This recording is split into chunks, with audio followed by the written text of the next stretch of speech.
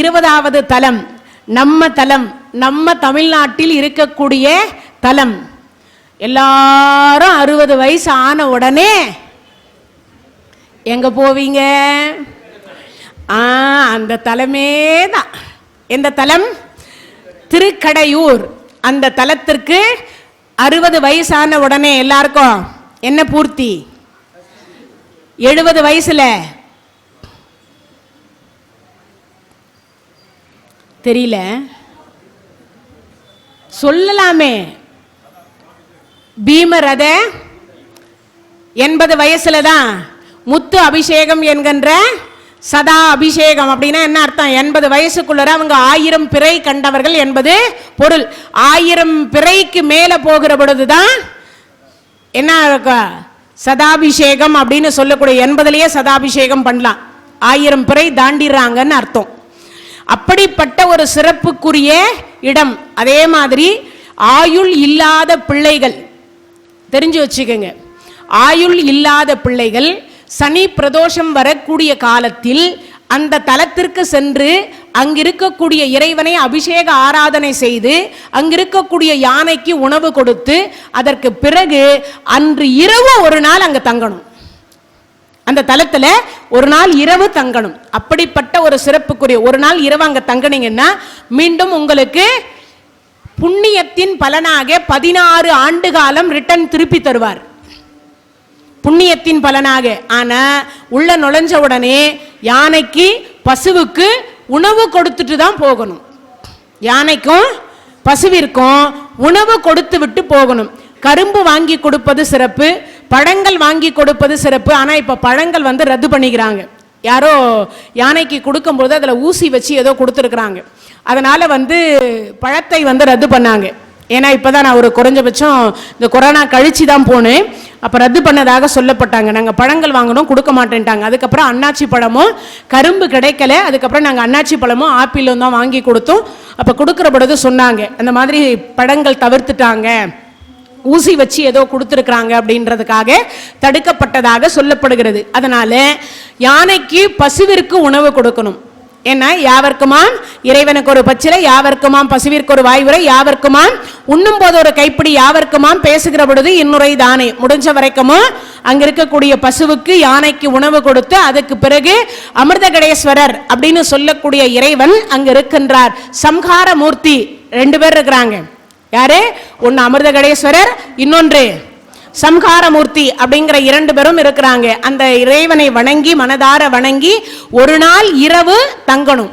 ஒருவேளை இந்த ராசி இந்த நட்சத்திரத்துக்கு கல்யாணம் பண்ணா ஒருவேளை அவர்களுக்கு ஆயுள் குறையும் என்று ஜாதகத்தில் இருக்குமே. ஆனாலும் தம்பதி சமேதராக கல்யாணம் ஆனதற்கு பிறகு தம்பதி சமேதராக போய் அங்க அபிஷேகம் முடிச்சுட்டு யானைக்கும் பசுவிற்கும் உணவு கொடுத்துட்டு அதற்கு பிறகு ஒரு நாள் இரவு தங்கி வந்தால் அந்த கணவன் மனைவி புது தம்பதியராய் இருந்தா கூட அவர்களுக்கு 16 வருடம் திருப்பி ரிட்டர்ன் கொடுக்கிறார். அப்படிப்பட்ட ஒரு சிறப்புக்குரியது தான் எது? இந்த திருக்கடையூர். மார்க்கண்டேயர் என்கின்ற ஒரு பெருமான் அங்கு அவதாரம் செய்து அவருக்கு ஆயுள் காலம் எவ்வளவு இருந்தது? 16 வருஷம் தான் இருந்தது. அப்பம்மா பேசி கொண்டிருப்பதை கேட்டார். என்னன்னா தாய் தந்தையருக்கு குழந்தை இல்லை. முன்பே சொல்லியிருக்கேன். குழந்தை இல்லாத தம்பதியர்களுக்கு என்ன காரணம் அப்படின்னா முதல் அடிப்படை காரணம் அமாவாசை திதி கொடுக்கலன்னா குழந்தை இருக்காது. கடவுளே திதி கொடுத்து கொண்டிருக்கிறார். வெள்ளாள மகாராஜாவுக்கு அண்ணாமலையார் மாசி மகம் அன்றைய தினத்தில் திதி கொடுத்து கொண்டிருக்கிறார். திருவள்ளூர் தலத்தில் இருக்கக்கூடிய வீரராகவ பெருமாளாக இருக்கக்கூடியவர் அவர்களுடைய மூதாதையர்களுக்கு திதி கொடுத்து கொண்டிருக்கிறார். பம்பா நதி என்கின்ற இடத்தில் தான் ராமபெருமான் தசரத சக்கரவர்த்திக்கு திதி கொடுத்த இடம் எங்க? சபரிமலை பக்கத்தில் இருக்கக்கூடிய பம்பா நதி. அந்த இடத்துல தான் தசரத சக்கரவர்த்திக்கு திதி கொடுத்தார். அப்போ இறைவனே திதி கொடுத்து கொண்டிருக்கிற பொழுது நாம் எல்லாம் கொடுக்கணுமான்றதை யோசிங்க. ஏன்னா நிறைய பேர் என்ன சொல்லிடுறோம் தெரியுமா? ஒரு பழக்கம் வச்சுட்டு இருக்கிறோம், பெண்களும் சரி ஆண்களும் சரி. எங்க மாமியாரே அமாவாசை கும்பிட மாட்டாங்க. என்ன பழக்கம்?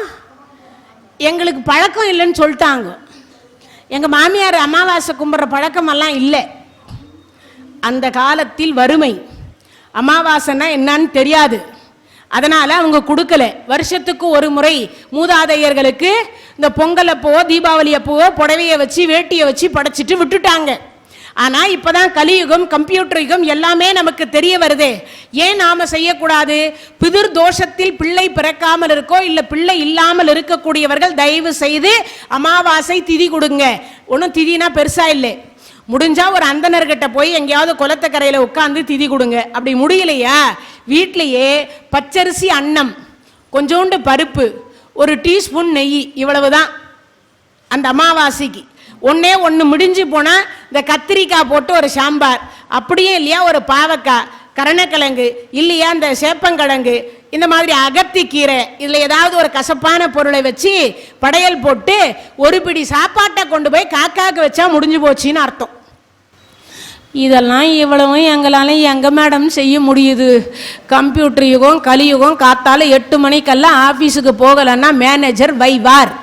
நீங்கள் என்ன சாப்பிட்றீங்களோ அசைவத்தை தவிர சைவ உணவாக இட்லியாக இருக்கலாம், பொங்கலாக இருக்கலாம், பூரியாக இருக்கலாம், சப்பாத்தியாக இருக்கலாம், சாப்பிட்றதுக்கு முன்னாடி கண்டிப்பாக நீங்கள் 8 மணிக்கெல்லாம் போகிறவங்களாவே இருங்க. ஆனால் காலை உணவு நீங்கள் கண்டிப்பாக சாப்பிடுவீங்க இல்லையா? சாப்பிட்றதுக்கு முன்னாடி இறந்தவர்களுக்கு ஒரு டம்ளர் தண்ணியை வச்சுட்டு ஒரு கற்பூரத்தை ஏற்றிட்டு இறந்தவர்கள் பெயரை சொல்லி அந்த சாப்பாட்டை கொண்டு போய் காக்காய்க்கு வச்சுட்டு சாப்பிடுங்க. அவ்வளவுதான், வேற ஒன்றும் பெரிய விஷயமே இல்லை. இறந்தவர்களை நினைக்கணும், ஒரு பிடி சாப்பாடு காக்காய்க்கு வைக்கணும், அவ்வளவுதான். அப்படி வைத்து விட்டால் அந்த இறந்தவர்கள் ஆன்மா சாந்தி அடைந்து 1 கோடி ரூபாய் சொத்து சேர்த்து வச்சுட்டு போனமே ஒரு பிடி சோறு எனக்கு வைக்கலையேன்னு என்ன நினைக்க மாட்டாங்க. அந்த காக்கா இல்ல, காக்கா சொரூபத்தில் வந்திருக்கக்கூடிய மூதாதையர்கள் நினைப்பாங்க. அது மட்டும் இல்லை, காலையில நீங்க உணவு உண்ணுட்டீங்கன்னா இல்ல மத்தியானம் சாப்பிட்டீங்கன்னா அந்த வாசற்படியிலேயே உட்கார்ந்து அந்த இறந்தவர்கள் வயிற்று அடிச்சுப்பாங்க, பசி பசி பசின்னு. ஒருவேளை அவங்கள பட்டினியா போட்டு நீங்க சாப்பிட்டீங்கன்னா இந்த பாவமாகப்பட்டது 21 தலைமுறை பின்னாடி வந்துகிட்டே இருக்கும். அதனாலதான் உங்களை எல்லாரையும் ஒரு முறையாவது ராமேஸ்வரத்துக்கு போய் மூதாதையர்கள் சாபத்தை தீர்த்து கொள்ளுங்கள் என்று சொல்லக்கூடியதற்கு காரணம். அதனால முடிஞ்சவங்க அந்த அமாவாசை கும்பிடுங்க. ஒருவேளை அதுவும் செய்ய முடியலன்னா எங்கேயாவது சிவன் கோயிலையோ இல்லை உங்க தெருவில் வரக்கூடிய பசுமாட்டுக்கு ஒரு கட்டு அகத்திக்கீரையை வாங்கி கொடுக்கிற பொழுது இறந்தவர்கள் பெயரை சொல்லி கொடுங்க, அவ்வளவுதான். இதுவும் எங்களால செய்ய முடியலன்னு சொல்றீங்க இல்லையா? சமைச்சு எங்களால தினமும் படைக்க முடியல, அமாவாசை படைக்க முடியலன்றவங்க என்ன பண்ணணும்? ஒரு கட்டு அகத்திக்கீரையை வாங்கி என்ன பண்ணுங்க, பசுமாட்டிற்கு கொடுக்கிற பொழுது இறந்தவர்கள் பெயரை சொல்லி கொடுங்க, அவ்வளவுதான், முடிஞ்சு போச்சு.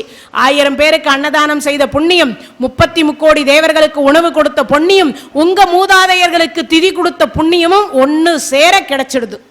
இதை விட எளிமையான வழிபாட்டு முறை வேற எந்த மதத்திலாவது இருக்கான்னு சொல்லி யோசிச்சு பாருங்க.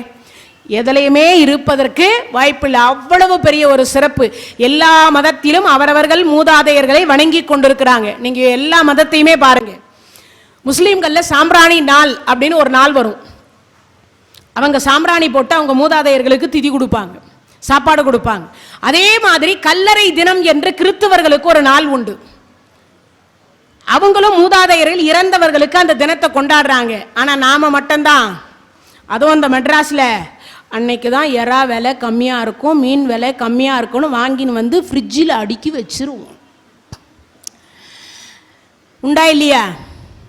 நிறைய உண்டு, வெளியில் சொல்கிறதில்ல, அவ்வளவுதான் விஷயம், வேற ஒன்றும் இல்லை. இறைவனுடைய கருணையினால் அமாவாசைக்கு நீங்கள் எந்த நாளாவது உண்டு கொள்ளுங்கள், ஆனால் அமாவாசைக்கு மட்டும் உண்ணாமல் இருங்கள் அசைவத்தை அப்படின்னு சொல்லிக்கொண்டு, இந்த குழந்தை இல்லாத பாக்கியம் என்பது முதல் அடிப்படை காரணம். அமாவாசை திதி கொடுக்கலனா குழந்தை பாக்கியம் இருக்காது. 2வது குலதெய்வத்தை வழிபாடு செய்யலனா குழந்தை பாக்கியம் இருக்காது. 3வது சொத்து சிவன் சொத்து, குலநாசம். எந்த சொத்தை எடுக்கிறோமோ அது திரும்ப அவரிடத்திலேயே போய் சேரணுங்கிறதுக்காகத்தான் சிவன் சொத்து குலநாசம். அதுக்காக காரணீஸ்வரர் கொடுக்கிற விபூதியும் குங்குமத்தையும் காரணீஸ்வரர்கிட்டே ரிட்டர்ன் கொடுத்துட்டு போயிட்டு இருக்கிறோம். நேத்திக்கிய முந்தா நாளோ தான் உழவார தொண்டு சீர்திருத்த கூட்டம் உட்கார்ந்து கழுவுன்னு கழுவி துணியை போட்டு தொடச்சி கண்ணாடி மாதிரி வச்சிருந்தாங்க. ஆனா இன்னைக்கு பாக்குறேன் ஒரு செவுரு கூட இப்போ கொஞ்ச நேரத்துக்கு முன்னாடி நான் வந்தபோது ஒரு ஐயா வந்து கேட்டார், இல்லை மேடம் இந்த சண்டிகேஸ்வரரை கும்பிட்றது இப்படியெல்லாம் சொல்கிறீங்களே, விபூதி வாங்கி வச்சுட்டுருக்கிறோமே, இந்த கையெல்லாம் தட்டினா விபூதி கொட்டிடாதா? நெத்தியில் வச்சுக்கோங்க, ஒரு பேப்பர் எடுத்து மடித்து பாக்கெட்டில் வச்சுக்கோங்க, அதுக்கப்புறம் கொண்டு போய் வீட்டில் இருக்கிற விபூதி டப்பாவில் போட்டு வைங்க. என்னைக்காவது காரணீஸ்வரரை தரிசிக்க முடியாத நிலை வந்தால், அப்போ காரணீஸ்வரா இன்னைக்கு என்னால் வர முடியலன்னு நெத்தியில் எடுத்து வச்சிங்கன்னா காரணீஸ்வரர் உங்கள் வீடு தேடி வந்துடுவார்.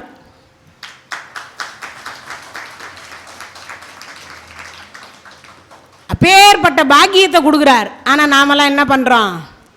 வாங்குவோம், வைப்போம், செவரு கட்டி வச்சுக்கிறது அதுக்கு தான். வேறு எதுக்குன்னு நினைக்கிறீங்க? அதுக்கு தான் அந்த மாதிரி பண்ணிட்டு இருக்கிறோம். சிவன் சொத்து குலநாசம் என்பது இங்கிருந்து ஏதாவது ஒரு பொருளை நாம் திருடி கொண்டு சென்றால், திருடுவது வேறு, பிரசாதம் வேறு. முதல் அதை புரிஞ்சுக்கங்க. சிவாச்சாரியார் கையினால் கொடுக்கப்படக்கூடியது பிரசாதம். இங்கு கொடுக்க நீங்க எப்படி உணவுகள் வாங்கி சாப்பிட்றீங்களோ அதுக்கு பேர் பிரசாதம். விபூதியும் குங்குமமும் பிரசாதம், பூக்களும் பிரசாதம். ஆனா நீங்க வாங்கி இங்கேயே போட்டுட்டு போகாதீங்கன்னு அன்போட மீண்டும் மீண்டும் கேட்டுக்கிறேன். அதனால வாங்கி இங்க கொட்டாதீங்க. ஒரு பேப்பர் வச்சு அதுல போட்டுக்கோங்க, ஒரு இலையில வச்சு மடிச்சுக்கோங்க, உங்க வீட்டுக்கு கொண்டு போய் கொடுங்க. இல்ல உங்க வீட்டில் யாராவது வர முடியாதவர்கள் தான் அவங்களுக்கும் பிரசாதமாக கொடுங்கள் என்பதை அன்போடு. இதுக்கு பேர் தான் சிவன் சொத்துன்னு. இது கிடையாது, இங்க இருந்து எடுக்கக்கூடியது, நாம திருடக்கூடியது. அதுக்கு பேர் மட்டும்தான் திருட்டு என்பது. அவர் சொத்தை நாம அபகரிச்சாதான் திருட்டு. விபூதிக்கோ குங்குமத்துக்கோ திருட்டுன்னு பட்டம் கிடையாது. அதனால முடிஞ்ச வரைக்கும் அதை செய்யாமல் இருங்கள். அதனால சிவன் சொத்து குலநாசம். இந்த 3 காரணங்களுக்காக தான் குழந்தை பாக்கியம் இல்லாமல். இப்போ மார்க்கண்டேயருடைய அப்பா அம்மாவுக்கு குழந்தை இல்லாம போன உடனே இறைவனை வணங்கினாங்க. வணங்கிய உடனே இறைவன் சொன்னார், அறிவோட 16 வயசு குழந்தை வேணுமா, 100 வயசோட முட்டாள் பிள்ளை வேணுமா? சுவாமி அறிவோட 16 வயசே போதும். மார்க்கண்டேயர் பிறந்தாச்சு, வளர்ந்தாச்சு, 15 முடிஞ்சு 16 தொடக்கம், 16 முடியக்கூடிய ஸ்டேஜ். அப்பம்மா பேசிக்கொள்றாங்க, எங்க முடிய போகுது. இது காதல் விழுந்துருச்சு. யாருக்கு? மார்க்கண்டேயர். அப்பம்மா வருத்தத்தோடு இருக்கிறாங்க. பார்த்தார், நீங்க வருத்தப்படாதீங்க தாய் தந்தையரையே, கண்டிப்பாக இறைவன் என்னை கைவிட மாட்டார். யாரவர்? அமிர்த கடேஸ்வரர் என்னை கைவிட மாட்டார். நேரா போனார், குளிச்சார், முழிச்சார், எல்லாம் பண்ணார். என்ன பண்ணார்?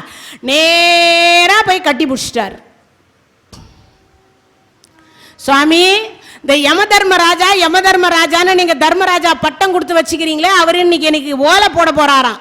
என்னது? பாசக்கயிறை போட போறாராம். நான் உங்களை பிடிச்சுக்கிட்டு இருக்கிறேன், அவர் எப்படி என் மேல பாசக்கயிறு போடுறாருன்னு பார்க்கலான்னு கெட்டியா பிடிச்சிட்டார்.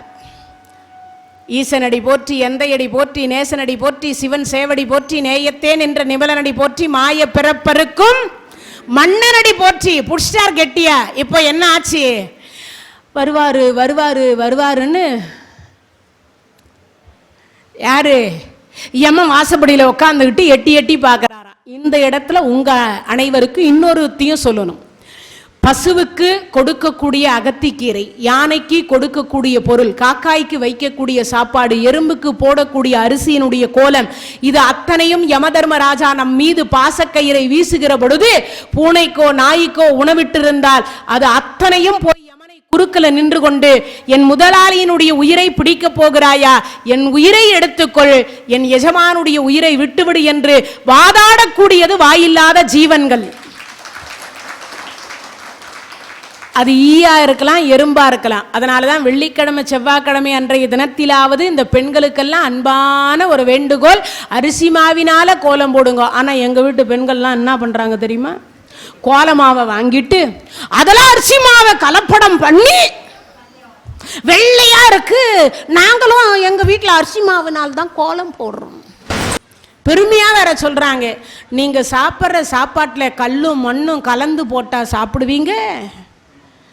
ஒரு நாளைக்கு நான் 365 நாளும் சொல்லலை, ஏதாவது ஒரு நாள், ஒரு பிரதோஷம் நினைவு வச்சுக்கோங்க, ஒரு சஷ்டி நினைவு வச்சுக்கோங்க, ஒரு ஏகாதசி நினைவு வச்சுக்கோங்க, ஒரு வெள்ளிக்கிழமை நினைவு வச்சுக்கோங்க, இல்லை ஒரு உங்களுக்கு எந்த கிழமை பிடிக்குதோ ஏதாவது ஒரு கிழமை அன்றைய தினத்தில் கண்டிப்பாக அரிசி மாவினால் மட்டும்தான் கோலம் போட வேண்டும் என்ற ஒரு உறுதிமொழியை எடுத்துக்கங்க. அந்த எறும்பு நம்ம மேல பாசக்கயிறு அப்படி வீசுறதுக்கு வந்தால் யமன் வந்தால் அந்த எறும்பு போய் குறுக்கல நிக்குமா. ஒரே ஒரு இப்ப நம்மளை பிடிக்க வந்தா அவர் அடுத்த உயிரை பிடிக்க கூடாது. அது மட்டும் இல்ல, அவர் வேற எந்த உயிரையும் நசிக்கிட்டு போக கூடாது. அதனால குறுக்கல வந்துருமா. நீ என்ன மீறி எப்படி போறைய பார்க்கலாம். யாரு?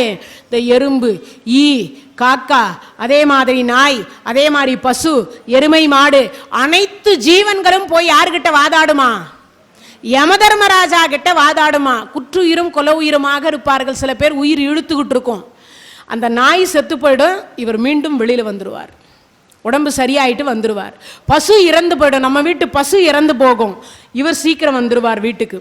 ஹாஸ்பிட்டல் இருக்கிறவர் அவ்வளவுதான் முடிவே சொல்லிடுவாங்க டாக்டர். ஆனா நம்ம வீட்டில் இருக்கக்கூடிய ஏதோ ஒரு ஜீவன் இறந்து விட்டு மீண்டும் நமக்கு என்ன வந்துடுது? வீட்டுக்கு வந்துருவோம்னு அர்த்தம். செத்து பிழைச்சுன்னு நிறைய பேர் சொல்ல கேள்விப்பட்டிருப்போம் இல்லையா? அது அனைத்துக்கும் மூல காரணம் எது? இந்த ஜீவன்கள். அதனால முடிஞ்ச வரைக்கும் அந்த ஜீவன்களுக்கு உணவு கொடுங்க. அதனாலதான் பாலா போறது பசுமாயல்னு சொல்லுவாங்க. முடிஞ்ச வரைக்கும் ஒரு 2 வாழைப்பழம் கொடுங்க, அகத்திக்கீரை கொடுங்க. அதே மாதிரி கஞ்சி தண்ணி மிச்சம் இருக்கக்கூடிய மீத சாதத்தை கூட சில பெண்கள் சாக்கடையில் ஊற்றுவதை என் கண்ணார பார்த்திருக்கின்றேன். முடிஞ்ச வரைக்கும் அந்த தவறை செய்யாம உங்க வீட்டு பக்கத்துல ஏதாவது ஒரு பசுமாடு இருந்தா அந்த மாட்டுக்கு கொடுங்கள் என்பதை அன்போடு தெரிவித்துக் கொண்டு, இதெல்லாம் நமக்கு எப்ப உதவுது? யமன் நம் மீது பாசக்கயிறை போடுகிற பொழுது நமக்கு உதவுது. இப்ப மார்கண்டேயர் மேல பாசக்கயிறை வீசலான்னு யமன் பல மணி நேரம் வெளியில காத்துட்டு இருக்கார். ஆனா வரல. சரி, எங்க இருந்தா என்ன, நம்ம நேரம் முடிய போகுதுன்னு அவர் என்ன பண்ணார்? பாசக்கயிறை தூக்கி இறைவன் மேலேயே போட்டார். ஏண்டா, உனக்கு நான் பட்டத்தை கொடுத்து பதவியை கொடுத்து எல்லாரையும் புடினா நீ என்ன பிடிச்சிருக்கிற குழந்தை மேல பாசக்கயிறு போடுற. உடனே என்ன பண்ணார்? எழுந்து நின்று ஒரு ஓங்கி ஒரு உத வச்சார். ஆனா உதைத்த திருவடி, ஊன்றிய திருவடி சிவன் திருவடி, உதைத்த திருவடி அம்மா திருவடி. உதைக்கிற மாதிரி பாவனை தான் செய்தா அந்த அம்மா. உண்மையா வச்சிருந்தா எம்ம என்னைக்கோ போய் சேர்ந்திருப்பான். அம்மாவுக்கு எப்பவுமே கருணை அதிகம். பிள்ளைங்க தப்பு பண்ணியிருப்பாங்க, அப்பா அடிக்கிறதுக்கு பெரம்பெடுப்பார். அவரு எங்க அடிச்சா ஸ்ட்ராங்கா அடிச்சிருவாரோன்னு இந்த அம்மா பயந்து இடையில குறுக்கல புரிந்து கையில சும்மா அடிக்கிற மாதிரி பாவனை பண்ணி, நான் அடிச்சிட்டேங்க, நான் அடிச்சிட்டேன் அப்படின்னு பாவனை. அந்த மாதிரி இப்போ என்ன பண்ணார்? ஊன்றிய திருவடி சிவன் திருவடி, உதைத்த திருவடி உமையவள் திருவடி, அர்த்தநாரீஸ்வரராக இருந்து உடைத்தார். இடது காலால உதைச்சார், வலது காலால உதைத்திருந்தால்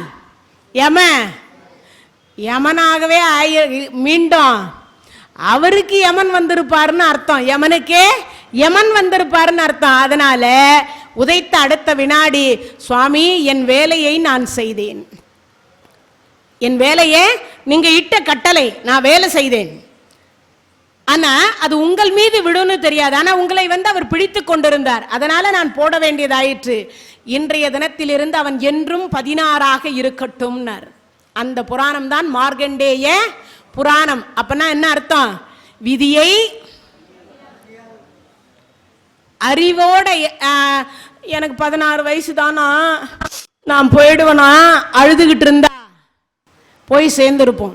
அவர் என்ன பண்ணார்? விதியை மதிசூடிய சிவபெருமான் கண்டிப்பாக வென்று விடுவார் என்ற நம்பிக்கையோடு பாதத்தை போய் பிடிச்சார். பெற்ற தாய் தன்னை மக மறந்தாலும், பிள்ளையை பெறும் தாய் மறந்தாலும், உற்ற தேகத்தை உயிர் மறந்தாலும், உயிரை மேவிய உடல் மறந்தாலும், கற்ற நெஞ்சகம் கலை மறந்தாலும், கண்கள் நின்று இமைப்பது மறந்தாலும், நற்றவத்துர் உள்ளிருந்தோங்கும் நமச்சிவாயத்தை நான் மறவேனேன்னார். அடுத்த வினாடி என்ன ஆகுது? இறைவனை அவர் மறக்காம இருந்தார். இறைவனோ இவரை மறக்காம என்ன பண்ணார்? 16 வயதோடு ஆயுள் முடிய பிரம்மா எழுதினார். ஆனா தலையெழுத்தை யார் மாத்தி எழுதினா? இறைவன் மாத்தி எழுதிவிட்டார். அப்படிப்பட்ட ஒன்று இறைவனுடைய கருணாமூர்த்தி. இந்த திருக்கடையூரில் இருக்கக்கூடிய அமிர்தகடேஸ்வரர் மார்கண்டேயர் சிரஞ்சீவிகளில் ஒருவர். மார்கண்டேயர் சிரஞ்சீவிகளில் ஒருவர். அப்படிப்பட்ட ஒரு திருத்தலம் தான் ஆயுளை நமக்கு என்ன பண்ணுது? மீண்டும் தரக்கூடியது, இரட்டிப்பாக தரக்கூடியது, 16 ஆண்டு காலம் தரக்கூடிய ஒரு பாக்கியம் அப்படின்னு சொல்லக்கூடியது இந்த திருக்கடையூர். சரி, இந்த தலத்தில் வேற என்ன நிகழ்வு அப்படின்னா, அபிராமி பட்டர் அபிராமி அந்தாதி பாடிய தலம் ஆத்தாலை எங்கள் அபிராம வள்ளியை அண்டமெல்லாம் பூத்தாலை மாதுளம் பூ நிறத்தாலை புவியடங்கு காத்தாலை அங்கையில் பாசாங்குசமும் கரும்பும் வில்லும் சேர்த்தாலை முக்கண்ணியை தொழுவார்க்கு ஒரு தீங்கும் இல்லையே. அதை பாடி கொடுத்த பெருமான் அபிராமி பட்டர். அவர் பிறந்து வளர்ந்து கொண்டிருந்தார். அவருக்கு கொஞ்சம் என்னென்னு கேட்டால் அம்பாள் மேலே பக்தினா பக்தி, அப்படி ஒரு பக்தி. சதா அம்பாலையே பிரார்த்தனை பண்ணிட்டு இருப்பார். முடிஞ்ச வரைக்கும் உங்களுக்கும் எல்லாருக்கும் சொல்கிறேன், காட்டுக்கு போய் உடம்பை சூடாக்கி மேல்நாக்கு வழியாக அமுதத்தை எடுத்து உள்நாக்கு வழியாக சாப்பிடுங்கன்னு நான் சொல்ல வரல. இன்றைய தினத்திலிருந்து எல்லோரும் மனதுக்குள்ள ஒரு சபதம் செய்து கொள்ளுங்கள். உங்களுக்கு ஆபத்து விபத்து ஆபத்து விபத்து வராமல் இருக்கக்கூடிய கலியுகத்தினுடைய ஒரு மிகப்பெரிய பொக்கிஷம் என்ன தெரியுமா? ஒரு நாளைக்கு ஒரு 108 முறையாவது உங்களுக்கு பிடிச்ச கடவுளுடைய திருப்பெயரை சொல்லுங்க. உங்களுக்கு எந்த கடவுள் பிடிக்குமோ அந்த கடவுளுடைய திருப்பெயரை சொல்லுங்க. தவம் செய்யக்கூடியவர்கள்லாம் என்ன பேர் சொல்றாங்க? தேவாரமா பாடுறாங்க, திருப்புகழா பாடுறாங்க, பிரபந்தமா பாடுறாங்க இல்லையே. என்ன சொல்றாங்க? கடவுளுடைய திருப்பெயரை சொல்லிட்டு தான் தவம் இருக்கிறாங்க. நீங்க ஒரு 100 வருஷம் வாழ்றோம், 60 வருஷம் வாழ்றோம், 80 வருஷம் வாழ்றோம், 40 வயசு வரைக்குமே கூட வாழ்த்தோம். ஒரு நாளைக்கு 108 முறை இல்லையா? கணக்கில்லாம சொல்லுங்க. நேரம் கிடைக்கும் போதெல்லாம் சொல்லுங்க. எந்த கடவுள் பிடிக்குமோ அந்த பேர் சொல்லுங்க. நன்மையும் செல்வமும் நாளும் நல்குமே, திண்மையும் பாவமும் சிதைந்து தேயுமே, ஜன்மமும் மரணமும் இன்றி தீருமே, இம்மையே ராமா என்னும் 2 எழுத்தினால். 5லே 1 பெற்றான், 5லே 1 தாவி, 5லே 1 ஆரியர்க்காக ஏகி, 5லே 1 பெற்றான் நங்கை கண்ட அயலார் ஊரில், 5லே 1 வைத்து அவன் எம்மை அழித்து காப்பான் அனுமானே. முடிஞ்ச வரைக்கும் எதையாவது ஒரு பேர், கடவுளுடைய திருப்பெயர், உங்களுக்கு என்ன பேர் பிடிக்குமோ அந்த பேரை சொல்லுங்க. முடிஞ்ச வரைக்கும் ஒரு முடிவு வச்சுக்கோங்க. நாம் திருக்கைலாய பதவி அடைவதற்குள் 1 கோடி முறை இறைவன் நாமத்தை சொல்ல வேண்டும். எல்லாரும் சத்திய பிரமாணம் பண்ணிக்கோங்க. இதுவே உங்களை காப்பாற்றக்கூடிய தலை கவசம். கை தட்டலாமே. நிறைய பேர் நினைக்கிறேன் இது உங்களுக்கு மட்டும் இல்லை. நீங்க இந்த நாமம் சொல்லி சொல்லி சொல்லி சொல்லி சொல்லி ஒரு கோடி தடவை 1,00,000 தடவை சொல்லிடுறீங்கன்னு வச்சுப்போம் ஆயுள் காலத்தில். இதனுடைய புண்ணியம் முழுக்க முழுக்க முழுக்க அனைத்தும் உங்க பிள்ளைங்க பேர பிள்ளைங்களுக்கு போய் சேர்ந்துகிட்டே இருக்கும். அப்படியே 1 2 ஆக, 2 4 ஆக, 4 6 ஆக, 6 8 ஆக, அப்படியே போயிட்டே இருக்கும். வம்சாவழியினர் தாய் வழி 7, தந்தை வழி 7, தன்னுடைய வழியில் 7, 21 தலைமுறை இந்த நாமத்தினுடைய புண்ணியம் கிடைச்சுக்கிட்டே இருக்கும். ஒண்ணுமே இல்லை, 5 அறிவு இருக்கக்கூடிய ஒரு யானை கூப்பிடலையா? ஆதி மூலம்னு கூப்பிட்டு அடுத்த வினாடி இறைவன் வந்து அங்க நிக்கலையா? 5 அறிவு கூப்பிட்ட உடனே வந்த இறைவன் நம்ம 6 அறிவு இருக்கக்கூடியவர்கள் 2 கரம் கூப்பி வணங்க அவங்க பாலாலையும் தேனாலையும் இளநீர்னாலையும் எத்தனையோ பொருள்னாலையும் மலர்களினாலையும் அனைத்தினாலையும் பொருள்னாலையும் நம்ம இறைவனை அபிஷேகம் பண்ணி சதா அவனன்றி ஓர் அணுவும் அசையாதுன்னு உள்ள நம்பிக்கையோடு இருக்கிற நாம கூப்பிட்டா அவர் வரமாட்டாரா? நிச்சயமாக வருவார். ஆனா இதுல ஒரு குறிக்கோள் வச்சுக்கோங்க. 1, பிரம்ம முகூர்த்தம் ரொம்ப ரொம்ப சிறப்பு. எல்லாருக்கும் பிரம்ம முகூர்த்தம் 4:30 மணியிலிருந்து 6 மணி வரைக்கும். நான் உங்களை குளிங்கன்னு சொல்லலை, ஒன்றும் இல்லை. நேராக எழுங்க, ஒரு முகத்தை மட்டும் அலம்பிக்குங்க. பல்லு கூட தேய்ச்சாலும் சரி, தேய்க்கலனா கூட சரி, எழுந்து உட்காந்து ஒரு 10 நிமிஷம் 5 நிமிஷம் உங்களுக்கு பிடிச்ச கடவுள் இல்ல குலதெய்வம் அந்த திருநாமத்தை ஒரு 5 நிமிஷம் சொல்லுங்க. 5 நிமிஷத்துல 100 முறை சொல்ல முடிஞ்சா சொல்லுங்க, 1000 முறை சொல்ல முடிஞ்சாலும் சொல்லுங்க. ஆனா நாமம் சொல்லுகிற பொழுது உங்க காதில் அந்த நாமம் முழுமையாக பிழையில்லாமல் விட வேண்டும். அதான் ரொம்ப சிறப்பு. நமச்சோ நமச்சோ நமச்சோ நமச்சோ நமச்சோ அப்படியெல்லாம் இல்லை. ஓம் நமச்சிவாய, ஓம் நமோ நாராயணா. உங்களுக்கு எந்த கடவுள், முருகா முருகா முருகா முருகா, ஓம் சரவண பவா, ஏதோ ஒரு பெயர் முடிவு பண்ணிக்கங்க. இன்னையிலிருந்து நிச்சயமா துன்பம் வராது. உங்க பிள்ளைங்களுக்கு காரு, பங்களா, வீடு, வாசல் இதையெல்லாம் சேர்த்து வைப்பதை காட்டிலும் இறை நாமத்தை சொல்லி சொல்லி இறைவன் திருவருளை சேர்த்து வச்சிங்கனாவே அது ஆயுள்ல இருந்து, அறிவுல இருந்து, செல்வத்துல இருந்து அனைத்தையும் தரவல்லது இறை நாமம். இத ஏதோ சொன்னேன், கடமைக்கு சொன்னேன்னு நினைச்சிட்டு போகாதீங்க. இதுதான் கலியுகத்தினுடைய வரப்பிரசாதம். முடிஞ்ச வரைக்கும் சொல்லுங்க. இப்போ அபிராமி பட்டர் இதை தான் செய்தார், வேற ஒன்றும் பெருசா இல்லை. எப்ப பார்த்தாலும் அபிராமி அபிராமி அபிராமி அபிராமி அபிராமி அபிராமி அபிராமி அபிராமி, அம்பாளுடைய திருநாமத்தை தவிர வேற ஒன்றும் இல்லை. சரபோஜி மன்னர் அந்த நாட்டை ஆளக்கூடிய மன்னர். அவர் அபிராமியை தரிசனம் பண்றதுக்கு வந்தார். இவர் பாட்டுக்கு அம்பாலை பார்த்துக்கிட்டே எப்படி உட்காந்துருக்கார். உட்கார்ந்தவர் அன்னைக்கு அமாவாசை திதி. அப்படி அமாவாசை திதி அன்னைக்கு யார் இவர் பாட்டுக்கு எப்பயும் இங்கே உக்காந்துருக்கிற, நானும் பலமுறை பார்த்துருக்கேன். அதுக்கு அங்கிருந்த மந்திரியும் மற்றவங்களும் இது ஒரு பைத்தியம்ட்டாங்க. அவர் ஒரு பைத்தியம்னாங்க. இல்லையே, அவர் முகத்தில் ஏதோ ஒரு ஒளி பிரகாசம் தெரியுது. சரி, எதுக்கு அந்த சந்தேகம்? நம்ம ஒரு கேள்வியை கேட்டால் அதுக்கு சரியா பதில் சொல்றாரா பார்க்கலான்னு. ஐயா வணக்கம், நான் இந்த நாட்டை ஆளக்கூடிய மன்னன் சரபோஜி மன்னன். ஐயா, இன்றைய தினத்தில் என்ன திதி? அம்பாளுடைய முகம் பார்த்து கொண்டிருந்ததுல அது பௌர்ணமி நிலவு மாதிரி தெரிஞ்சது. இவர் என்ன பண்ணிட்டார், அமாவாசை என்று சொல்லாம பௌர்ணமி என்று சொல்லிவிட்டார். சாயங்காலம் 6 மணிக்கு பௌர்ணமி நிலவு வரலன்னா இவரை தூக்கில போடுங்க, அல்லது எங்க எரிந்து கொண்டிருக்கக்கூடிய நெருப்புல போடுங்கன்னு சொல்லிட்டார் மன்னன். எப்படியும் தண்டனை நிச்சயம். இவர் அபிராமி எல்லாம் பார்த்துக்கிட்டு பாட்டெல்லாம் பாடி இடி முடிச்சு பூஜையெல்லாம் முடிச்சுட்டு வெளியில் வந்தார். வந்த உடனே வெளியில் இருக்கிறவங்க சொன்னாங்க, ஐயா, இந்த நாட்டை ஆளக்கூடிய மன்னன் வந்து உங்ககிட்ட என்ன திதின்னு கேட்டா, இன்னைக்கு அமாவாசை, நீங்க பௌர்ணமி நான் சொல்வீங்க, சாயங்காலம் இருக்கு உங்களுக்கு. அப்படியா? நானா சொன்னேன்? நான் சொல்லவில்லை, என்னை சொல்ல வைத்தது அந்த அபிராமி. உடனே பார்த்தார், 100 கயிறு கட்டினார். எத்தனை கயிறு? 100 கயிறு கட்டினார். அப்படி கயிறை கட்டிட்டு மேலே ஏறி நின்று ஒரு பாடலாக பாடி பாடி பாடி பாடி பாடி ஒரு கயிறா அறுத்துக்கிட்டே வரார். கீழே என்ன இருக்கு? நெருப்பு. அப்படி அறுத்து கொண்டே வருகிற பொழுது 74வது பாடல் பாடிய பொழுது என்ன வந்தது? அம்பாளுடைய காதுனுடைய தோடை தூக்கி அப்படி விசிறி அடிச்ச உடனே ஒளி பிரகாசமாக அமாவாசை இருள் விலகி பௌர்ணமியாக காட்சி கொடுத்தது. அப்படிப்பட்ட அபிராமி பட்டர் வாழ்ந்த ஒரு தலம், அபிராமி அந்தாதி நமக்கு கொடுத்த தலம் திருக்கடையூர். அவர்தான் நமக்கு என்ன சொன்னார்? 16 வகையான செல்வத்தை அருளி கொடுத்தார். என்னன்னு அதுக்கு முன்னாடி வரைக்கும் தெரியாது. நம்மளுக்கு கல்யாணம் ஆன உடனே நம்மளை என்ன வாழ்த்துவாங்க? ஆனா அதுக்கு முன்னாடி எல்லாம் என்ன நினைச்சுன்னு இருந்தாங்க எல்லாரும்? 16 பிள்ளைகளை பெற்றுக்கொள்ள வேண்டும் அப்படின்னு நினைச்சிட்டு இருந்தாங்க. ஆனா அபிராமி பட்டர் இந்த பாட்டை பாடினதுக்கு அப்புறமா தான் எல்லாரும் என்ன நினைச்சாங்க?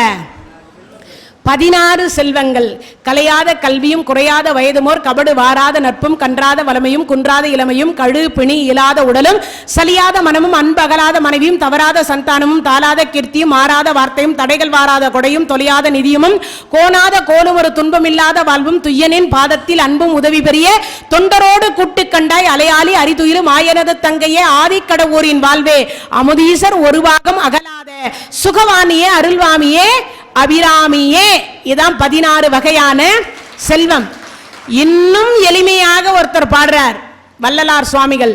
வாழ்நாள் அடைவர் வறுமையுளார் நன்மனை மக்கள் பொன் பூன் ஆள் இடம் புகழ் போதம் பெறுவ பின்மையொன்றும் காணா நின்னாமும் கருதுகின்றோம் ஒற்றை கண்முதல் பார் மானார்வ உற்ற மயிலே வடிவுடை மாணிக்கமே அப்படின்னு திருவொற்றியூர் தலத்தை 16 வகையான செல்வத்தோடு ஒப்பிட்டு பாடினார். யார? திருவொற்றியூர் இருக்க வடிவுடையாம்பிகை அப்படின்னு சொல்லக்கூடிய அம்பாலை யார் பாடுறது? வள்ளலார் சுவாமிகள் பாடினார். அப்படிப்பட்ட 16 வகையான செல்வத்தை நமக்கு தர வேண்டும் என்கின்ற ஒரு கருத்தை வலியுறுத்தியவர் யாரு? அபிராமி பட்டர். அப்படிப்பட்ட ஒரு தலம்தான் தஞ்சாவூர் மாவட்டம். அந்த தலத்தில் இருக்கக்கூடியது அட்ட வீரட்டான தலங்களில் இந்த திருக்கடையூர் தலமும் ஒன்று. அங்குதான் இதெல்லாம் அனைத்தும் நடந்த ஒரு இடம். அதே மாதிரி இந்த தலத்துக்கு ரொம்ப சிறப்பு வந்து அன்னையினுடைய காதல வந்து ஸ்ரீசக்கர தடாகத்தை யார் போட்டது? ஆதிசங்கரர் அணிவித்தார். அம்பாளுடைய காதல ஸ்ரீசக்கரம் தோடு என்கின்ற ஒன்றை அணிவித்த பெருமை யாருக்கு உண்டு? ஆதிசங்கரருக்கு உண்டு. அதே மாதிரி ஒவ்வொரு தலத்திலும் ஆதிசங்கரர் ஸ்ரீசக்கர வடிவமைப்பை வடிவமைத்தார். ஏன்? அந்த காலத்தில் இருந்த அம்பாள் எல்லாம் உக்கிரமாக இருந்தார்கள். எப்படி இருந்தாங்க? உக்கிரமாக இருந்தாங்க. ஏன்? நம்ம ஆட்கள் எல்லாம் என்ன பண்ணாங்க? ஆடு மாடு என்பதை எல்லாம் கொண்டு போய் பலி கொடுத்தாங்க. இன்னைக்கும் நிறைய பேர் என்ன பண்றோம்? சில குலதெய்வம் என்கின்ற பெயர்ல ஆடு மாடுகளை பலி கொடுக்கிறோம். ஆனா எந்த வரலாற்றிலுமே பிரசாதம் என்கின்ற பெயர்லையோ இல்ல வேண்டுதல் என்ற பெயர்லையோ ஆடு மாடுகளை பலி கொடுத்ததாக வரலாறு கிடையாது. ஒரே ஒரு வரலாறு மட்டும் உண்டு. எதுல அப்படின்னா பலி கொடுப்பது அப்படின்னு எதுல உண்டுன்னா, மகாபாரத காலத்தில் யுத்தத்திற்கு புறப்படுவதற்கு முன்னதாக காளி தேவிக்கு பாண்டவர்கள் தங்களுக்கு வெற்றி வர வேண்டும் என்பதற்காக சில பலிகளை கொடுத்ததாக பாரதத்தில் குருச்சேத்திரம் என்கின்ற இடத்தில் சொல்லப்படுகிறது. இந்த இடத்துல மட்டும்தான் சொல்லப்பட்டதே தவிர, அது கூட தங்களுக்கு வெற்றி கிடைக்க வேண்டும் என்பதற்காக காளி தேவிக்கு பலி கொடுக்கப்பட்டது. ஆனா பலி கொடுக்கப்பட்டது யானையோ மற்ற குதிரையோ ஆடோ மாடோ கிடையாது. யாரு? அரவான் என்று சொல்லக்கூடிய அர்ஜுனனுக்கும் நாகக்கண்ணி உளிபிக்கும் பிறந்தவன் அரவான். அந்த அரவான் தான் 32 லட்சணங்கள் பொருந்தியவன், சுத்த ஆண் மகன். மகாபாரதத்திலே 32 லட்சணங்கள் பொருந்தியவர்கள் 3 பேர். ஒன்று அரவான், இன்னொன்று அர்ஜுனன், இன்னொன்று பகவான் எம்பெருமான் கிருஷ்ணர்.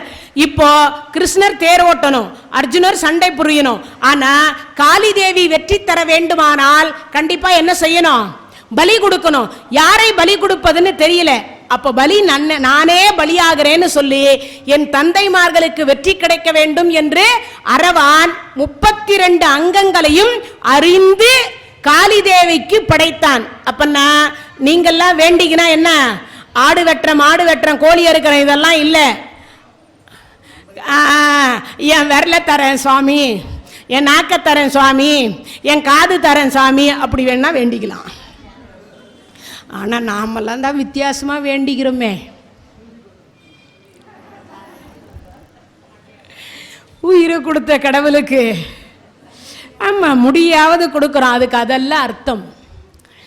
இறைவன் முன்னாடி அழகாக இருப்போம் முடியோட இருந்தா இல்லையா? தன் உடம்பு தேகத்தில் அங்கத்தை அழகை அழித்து கொள்ளுவதற்கு பெயர் மொட்டை. நீங்க நினைக்கிற மாதிரி அதெல்லாம் அர்த்தம். இது கிண்டலுக்கோ கேலிக்கோ செய்யப்பட்டதல்ல. என்னன்னா, முடி இருந்தாதான் ஆணா இருந்தாலும் சரி பெண்ணா இருந்தாலும் சரி அழகு. இப்போ நம்ம அழகில் ஒரு பகுதியை இறைவனுக்கு கொடுக்கிறோம். அப்போ சில காலம் வரைக்கும் என்ன இருக்காது? நம்ம உடம்பு தேகத்துல அழகு இருக்காது. அப்ப பாக்குறவங்க எல்லாம் எந்த ஒரு மொட்டை, ஒரு கிண்டலா ஒரு கேலியா கேட்பாங்க இல்லையா? அப்படி நம்மை பார்த்து 4 பேர் கிண்டலும் கேலியும் கேட்கிற பொழுது அந்த இறைவன் நினைப்பாரான், என் குழந்தை எனக்காக தன் அழகை குறைத்து கொண்டானே, அழித்து கொண்டாரே அப்படின்னு நினைச்சு கருணையோடு இறைவன் என்ன செய்வார்? நம் வேண்டுதலை நிறைவேற்றுவார். அதுக்குதான் அந்த அர்த்தத்தை வச்சாங்களே தவிர உயிரை கொடுக்கக்கூடிய கடவுளுக்கு இந்த முடியை தருவது என்பது அல்ல. நம்ம அழகை குறைத்துக் கொள்ளுகின்றோம். அதனால இறைவன் என்ன தருவார்? குழந்தை. எல்லா குழந்தையும் என்ன நினைக்கும்? அழகாய் இருக்கணும் தான் எல்லா குழந்தையும் தினமும் தலைவாரிட்ட உடனே அரை மணி நேரமாவது கண்ணாடியை எதுக்கு பார்க்கிறோம்? அதுதானே பார்க்கிறோம் இல்லையா? அதனால தன் அழகை குறைத்து கொண்டால் ஆண்டவன் நம்மை சேருவார் என்கின்ற ஒரு கணிப்பு. நம் நிறைவேற்றி வைப்பார், நமக்கு துன்பம் இல்லாத வாழ்க்கையை தருவார் என்கின்ற நம்பிக்கையோட தான் என்ன பண்றோம்? மொட்டை அடிக்கிறதுக்கு காரணமே, வேற ஒன்றும் காரணம் இல்லை. அப்படிப்பட்ட ஒரு சிறப்பு தான் இந்த மொட்டை அடிக்கிறதுக்குரிய சிறப்பு. இறைவனுடைய கருணையினால் அப்படிப்பட்ட ஒரு பாக்கியத்தை நமக்கெல்லாம் காளி தேவிக்கு தான் படைச்சாங்க அந்த காலத்துல. யாருக்கு? யுத்தத்திற்கு செல்லக்கூடிய மன்னர்கள் தான் பலி கொடுத்தார்கள். ஆனா நாமெல்லாம் இப்ப என்ன பண்றோம்? குலதெய்வம் என்கின்ற பேர். அதை விட இன்னொன்னு சொல்லணும், எளிமையா சொல்லலாம், நம்ம நாக்கினுடைய டேஸ்டுக்காகத்தான் பலி என்கின்ற ஒன்றை கொடுக்கப்படுகிறதே தவிர வேற ஒன்னத்துக்காகவும் பலி கொடுப்பது கிடையாது. எந்த புராணத்திலும் பலி கொடுப்பது கிடையாது. அதுக்கு ஒருத்தர் சில பேர் யாரோ என்கிட்ட கேள்வி கூட கேட்டாங்க, மாரியம்மனுக்கு படைக்கப்படுகிறார்களே அப்படின்னு. மாரியம்மனுடைய வரலாற்றில் அந்த அம்மா அங்கம் எல்லாம் முழுசா எரிஞ்சு உடம்பெல்லாம் கொப்பளமா இருந்தது. ஜமதக்னி முனிவர் கார்த்தவீரிய அர்ஜுனன் கொன்று விட்டான். அந்த தேகத்துல இந்த அம்மா ஏறி போய் நின்னா. அப்படி நிக்கின்ற பொழுது ஆடை முழுவதும் எரிஞ்சது. அதுக்குள்ள வருண பகவான் மழை பெய்துட்டார். அப்படி மழையாக பெய்த உடனே என்ன ஆயிடுச்சுன்னா, உடம்புல இருக்கக்கூடிய ஆடை மட்டும் தான் எரிஞ்சது, அங்கம் எல்லாம் எரியல, உயிரும் போகல. பெண்ணுக்கு மானம் ரொம்ப முக்கியம் இல்லையா? அந்த மானத்தை காப்பாற்றுவதற்காக அவ வேப்பிலையை எடுத்து ஆடையாக உடுத்தி கொண்டாள். பசி தாங்க முடியல, உடம்பெல்லாம் கொப்பளம் போட்டுட்டுது. அப்போ போய் பிச்சை எடுக்கிறா. அது மீனவர்கள் பகுதி. மீன் பிடிக்கக்கூடிய மீனவர்கள் பகுதி. அந்த பகுதியில் போய் பிச்சை எடுத்த உடனே அவங்களுக்கு தெரியாது இந்த அம்மா ஐயர் வீட்டு பெண்ணுன்னு, அசைவம் சாப்பிட மாட்டான்னு தெரியாது. அந்த நேரத்தில் என்ன பண்ணாங்கன்னா மீன் குழம்பும் கருவாட்டு குழம்பையும் இந்த அம்மாவுக்கு சாப்பாடா கொடுத்தாங்க. அதை வாங்கி மூக்கு கிட்ட வரைக்கும் அந்த அம்மா கொண்டு போயிட்டா. முகர்ந்த பொழுதுதான் தெரியுது இது அசைவம்னு. அம்மா இது என்ன உணவுன்னாங்க. அம்மா நாங்கள் மீன் பிடிக்கக்கூடிய மீனவர்கள், எங்க இல்லத்தில் இருந்தது இதை கொடுத்தோம்னாங்க. அம்மா நான் அந்தன பெண், இதை உண்ண மாட்டேன்னா. அப்பதான் உடனே என்ன செய்தார்கள், அப்போ உண்ண மாட்டேன்னு சொன்ன உடனேதான் கேழ்வரகு கஞ்சியையும் கூலையும் கொண்டு வந்து ஒரு வீட்டுல இருந்து வந்தது. இன்னொரு வீட்டுல இருந்து என்ன வந்தது, முருங்கை கீரை வந்தது. இன்னொரு வீட்டில இருந்து பழங்கள் வந்தது. துள்ளு மாவு என்று சொல்லக்கூடியது வந்தது. அதுக்கு பிறகுதான் இளநீர் கொண்டு வந்து கொடுத்தாங்க, பல வகைகள் கொடுத்தாங்க. இதைதான் இன்றைய தினத்துல படைக்கிறோம். அந்த நேரத்தில் கூட கவுச்சி புழங்கிய பாத்திரத்தில் இருந்து நாங்கள் கொடுக்க கூடாதுன்றதுக்காக தான் அந்த அம்மா இரு கரம் கூப்பி 2 கையால தான் இந்த கூலை வாங்கி குடிச்சா. அப்ப அந்த அம்மா சொன்ன, அம்மா நாங்கெல்லாம் மீனவர்கள் ஆயிற்று, நீ பாட்டுக்கு குடிச்சிட்டு போயிட்ட, எங்களுக்கு குலதெய்வமா நீயே இரு, ஆனா என்ன ஒண்ணு நாங்க கவுச்சி புலங்குற இடமாயிட்டேன்னு, அன்போடு எதை படைத்தாலும் ஏற்றுக்கொள்ளுவேன்னு சொன்னான். அப்பனா என்ன இல்ல, அசைவம் என்பது எந்த இடத்திலும் சொல்லப்படவில்லை என்பது இதிலிருந்து தெரியுது. அதனால முடிஞ்ச வரைக்குமோ அசைவம் என்கின்ற அந்த உணவை தவிர்த்து விட்டு, அதே போல முடிஞ்ச வரைக்குமோ இறை நாமத்தை நேரம் கிடைக்கின்ற பொழுதெல்லாம் சொல்லி, அதே மாதிரி எப்பெல்லாம் உங்களுக்கு நேரம் கிடைக்குதோ அப்பெல்லாம் இறைவனை வணங்கி வணங்கி இன்னருளை பெறுங்கள். அதே போல முடிஞ்ச வரைக்குமோ உங்க குழந்தைங்களுக்கு என்ன சேர்த்து வைக்கிறீங்க, இறைவனுடைய திருவருளை சேர்த்து வைங்க. அதே மாதிரி வள்ளலார் சுவாமிகள் மனுமுறை கண்ட வாசகத்தில் சொல்வார், நல்லோர் மனதை நடுங்க செய்தேனோ, நற்றாற்றில் கையை நடுவ விட்டேனோ, வலிய வழக்கிட்டு மானம் கெடுத்தேனோ, வரவு போக்கடியா வழியடைத்தேனோ, தானம் கொடுப்போரை தடுத்து நின்றேனோ, தர்மம் பாராது தண்டனை செய்தேனோ, கலந்த சிநேகிதருக்கு கலகம் செய்தேனோ, மனமொத்த நட்புக்கு வஞ்சகம் செய்தேனோ, மண்ணோரம் பேசி வாழ்வடித்தேனோ, குடிவரி உயர்த்தி கொள்ளை கொண்டேனோ, குடிக்கின்ற நீருள்ள குளத்தை துர்த்தேனோ, ஏழைகள் வயிறு எரிய செய்தேனோ, இறப்போர்க்கு பிச்சை இல்லை என்றேனோ, பசித்தோர் முகத்தை பாராதிருந்தேனோ, பகை கொண்டு அயலார் பயிரை அளித்தேனோ, கோள் சொல்லி குடும்பம் கலைத்தேனோ, கணவன் வழி நிற்போரை கற்பழித்தேனோ, கண்ணியை அழித்து கழித்திருந்தேனோ, குருவை வணங்க கூசி நின்றேனோ, குருவின் காணிக்கை கொடுக்க மறந்தேனோ, பட்சியை கூண்டில் பதைக்க அடைத்தேனோ, கல்லும் நெல்லும் கலந்து விற்றேனோ, கன்றுக்கு பாலூட்டாது கட்டி வைத்தேனோ, தந்தை தாய்மொழியை தள்ளி நடந்தேனோ. இது எல்லாம் சொல்லி முடிச்சு கடைசியா ஒரு வரி சொல்வார், தெய்வத்தை இகழ்ந்து செருக்கடைந்தேனோம்பர். இதுக்கு என்ன அர்த்தம் தெரியுமா? இதுக்கு முன்னாடி சொன்ன 44 சொன்னார் அவரு. அந்த 44ல 43 வகையான பாவம் செய்தாலும் செய்யுங்கள், கடவுள் இல்லை என்று சொல்லக்கூடிய பாவத்தை மட்டும் செய்யாதீர்கள். அது இந்த ஜென்மம் மட்டுமல்ல, எத்தனை கோடி எழுகடல் மணலை அளவிடின் அதிகம் எனதிடர் பிறவி அவதாரம். ஒரு கடல் மணலை எடுத்து எண்ணி பார்த்து 7ஆல பெருக்கணுமா, அவ்வளவு பிறவி இருக்குன்னு அருணகிரி பெருமான் சொல்றார். அத்தனை பிறவி எடுத்தாலும் கடவுள் இல்லவே இல்லை, கடவுள் இருந்தால் கண்ணுக்கு தெரிய மாட்டாரா? தெய்வம் இன்று இல்லை என்ற வார்த்தையை மட்டும் செவியால் கேட்க வேண்டாம், வாயாலும் சொல்ல வேண்டாம். இப்பிறவியில் நாம் என்ன செய்தோமோ அந்த கர்ம வினைக்கு ஏற்றார் போல, பாவம் புண்ணியத்திற்கு ஏற்றார் போல பலனை அனுபவிக்கின்றோமே தவிர துன்பம் அதிகமாக இருக்கின்றது என்பதற்காக இறைவன் இல்லை என்கின்றதை சொல்ல முடியாது. அதனால முடிஞ்ச வரைக்குமோ தெய்வத்தை இகழ்ந்து செருக்கடைய வேண்டாம், கடவுள் உண்டு என்று இருங்க. இந்த தகவல் உங்களுக்கு பிடிச்சிருந்தா லைக் பண்ணுங்க, உங்க ஃப்ரெண்ட்ஸுக்கு ஷேர் பண்ணுங்க, மறக்காம எங்க சேனலுக்கு சப்ஸ்கிரைப் பண்ணுங்க.